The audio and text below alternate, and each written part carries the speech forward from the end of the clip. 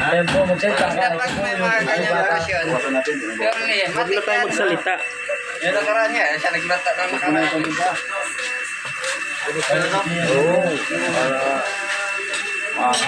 Kaso nga, nagpaglutan mo sa akin. Malit na kawali.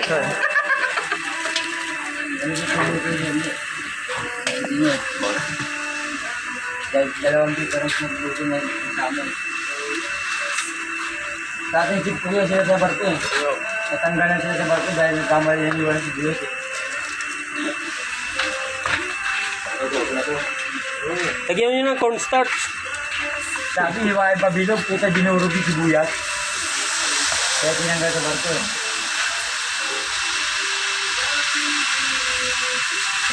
Yung kung natog pala. Oh, lalagyan na.